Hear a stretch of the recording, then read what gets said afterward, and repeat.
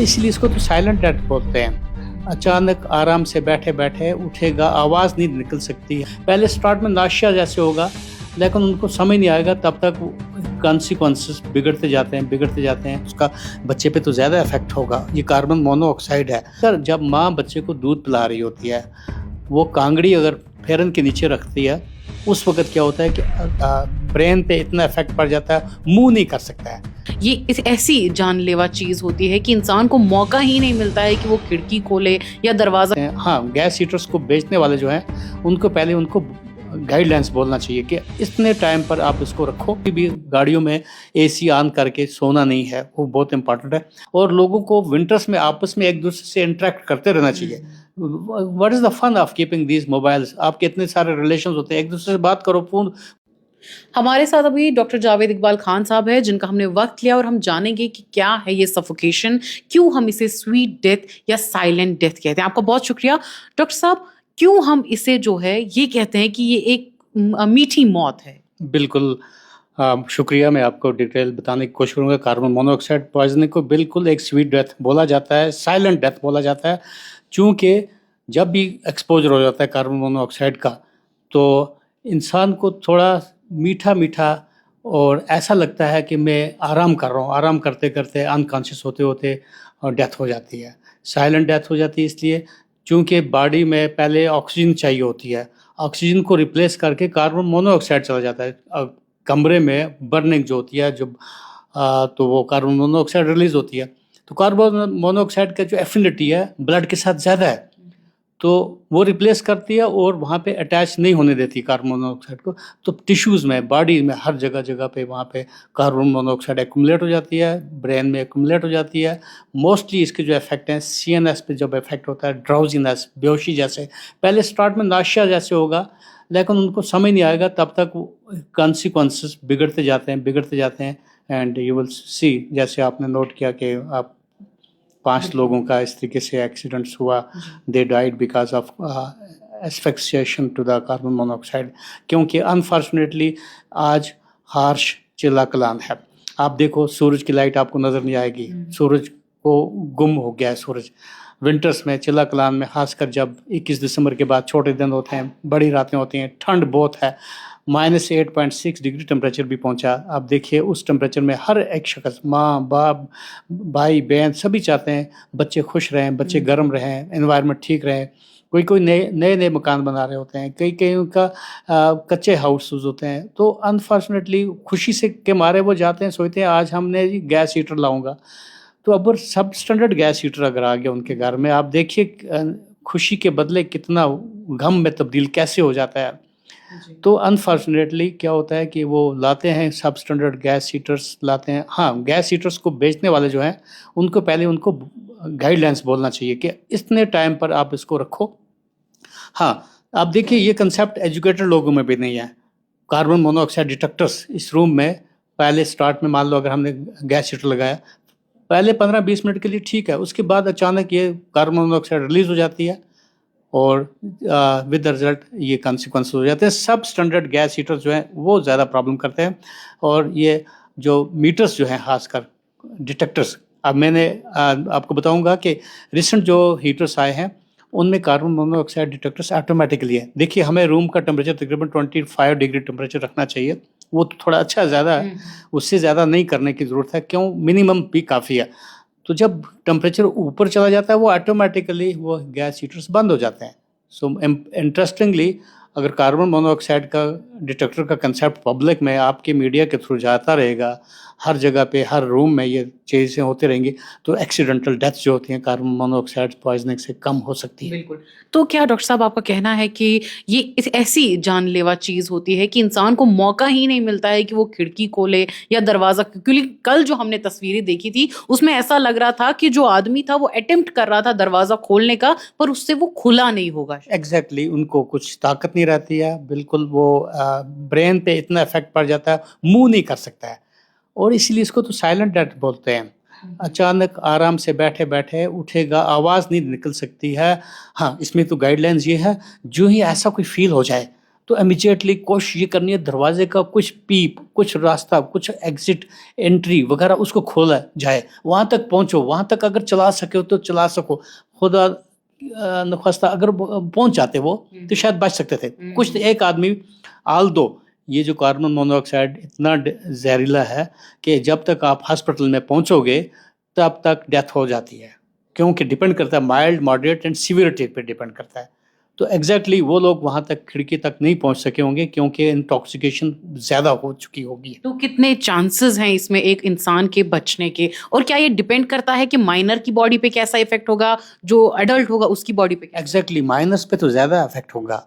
अगर pregnant mother है उस पर तो ज़्यादा इफेक्ट होगा, उसका बच्चे पे तो ज़्यादा इफेक्ट होगा। ये कार्बन मोनोऑक्साइड है, ऑक्सीजन नहीं है, ऑक्सीजन लाइफ देती है, carbon monoxide is killer.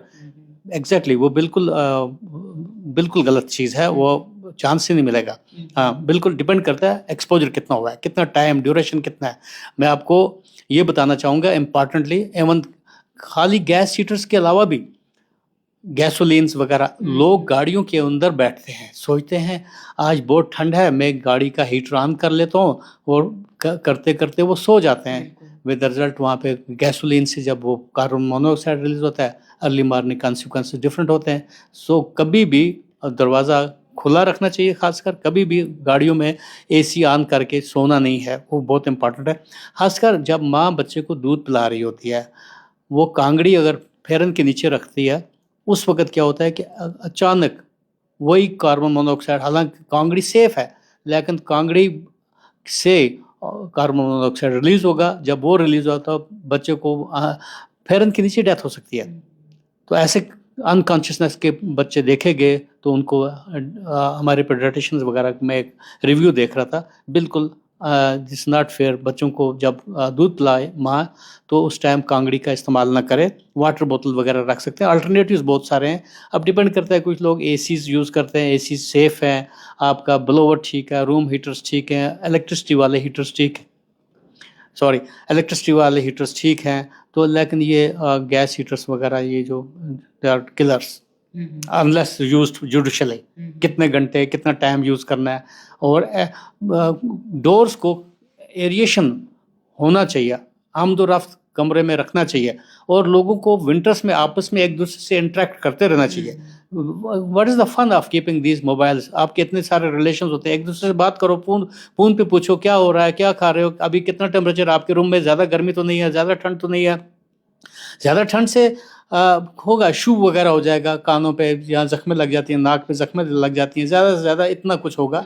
Hypothermia भी हो सकता है अगर प्रोलॉन्ग एक्सपोजर होगा, लेकिन इतना ज़्यादा नाजुक बनने की ज़रूरत नहीं चाहिए। थोड़ा सा एक लिमिट्स में अगर होता तो शायद हमें दुख हुआ है उस एपिसोड का, तो आप देखिए कि ये तो आंसू आते हैं क्या सुन के कि हाँ, ये प्रिवेंटेबल काज ऑफ डेथ थी, ये बचा सकते थे अगर लोग एक दूसरे से रब्ता रखते रहेंगे।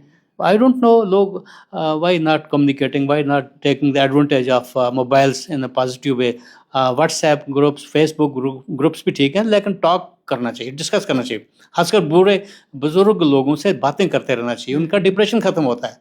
जी जी। तो डॉक्टर साहब हमें ये भी बताइए कि क्या रेशियो रहता है, यानी कि ब्लोअर से जो सफोकेशन होती है या रूम हीटर से, एंड कंपेरेटिवली जो बुखारियों से होता है, क्या रेशियो रहता है इसमें डेथ्स का? नहीं, जो रूम हीटर्स हैं इलेक्ट्रिसिटी पे चलते हैं, बिल्कुल उनके नो रिस्क, नथिंग। आप देखिए, फिर भी आपको वेंटिलेशन रखना चाहिए, क्योंकि ऑक्सीजन जो है या कार्बन मोनोऑक्साइड है हवा में थोड़ी सी होती है, लेकिन जब वो ज़्यादा एक्युमुलेट हो जाएगी वो प्रॉब्लम करेगी। अलबत्ता ये जो खासकर गैस हीटर्स वगैरह या गाड़ियों के अंदर जो है क्लोज रूम में, खासकर आप देखेंगे, अगर आप सर्वे करेंगे तो देखेंगे लोग अपने लिविंग रूम को इर्द गिर्द पॉलीथीन लगा के रखते हैं, एक ज़रा भी सुराख ना बचे। नो प्लीज़, वो गलत चीज़ है। आपको एंट्री और एग्ज़िट जो है एग्जॉस्ट फैंस भी इस्तेमाल करना चाहिए, और एंट्री पॉइंट भी होना चाहिए। जी। प्रिवेलिंग माइनस टेम्परेचर्स में आपकी बात सही है कि लोग जो है कोई कोना नहीं छोड़ते हैं कि पॉलीथीन्स लगाए। इससे क्या मेजर हेल्थ इफेक्ट्स और हो सकती है नेगेटिव? ज़्यादा से ज़्यादा ये कार्बन मोनोऑक्साइड है, इससे बढ़ के तो कोई डेंजरस चीज़ है नहीं। अलबत्ता आपका ह्यूमिडिटी में चेंज आ जा सकता है, आपका ज़्यादा इवन स्वेटिंग वगैरह हो जाता है। कई लोग आप देखिए हमाम के ऊपर बैठने से आपको कार्बन मोनोऑक्साइड पॉइजनिंग नहीं होगी हमाम के ऊपर। हाँ, हमाम अगर लीक हो रहा है तब प्रॉब्लम है उसकी, जो यानी कि जो नॉर्मली हमाम की एक चिमनी होती है, चिमनी के थ्रू क्या होता है, वो गैसोलीन वगैरह, ये कार्बन मोनोऑक्साइड हवा में चला जाता है चिमनी के थ्रू।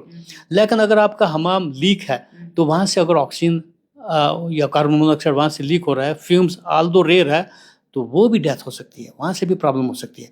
कार्बन मोनोऑक्साइड रास्ता ढूंढती है इंसान की तरफ, ढूंढना है उसको, कुछ प्यार है इंसान के साथ, इसीलिए ये एक स्वीट डेथ देती है। बिल्कुल।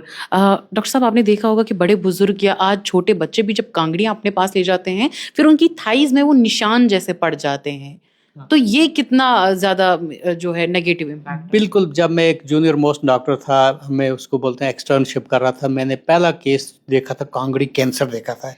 एक एल्डरली फीमेल थी, वो कहीं उस टाइम डायबिटिक थी। क्यों? डायबिटिक वालों को रगों का हिस्स नहीं होता है, उनको पता नहीं लगता, उनके सिकन के ऊपर अगर आग भी लग जाए, कट भी लग जाए, पता नहीं चलता है, तो उसको पेरिफेरल न्यूरोपैथी बोलते हैं। तो खासकर क्या होता है, मैंने वो कैंसर देखा, सिकन कैंसर देखा, एब्डोमिनल कैंसर, सिकन का कांगड़ी कैंसर मशहूर है, माना जाता है।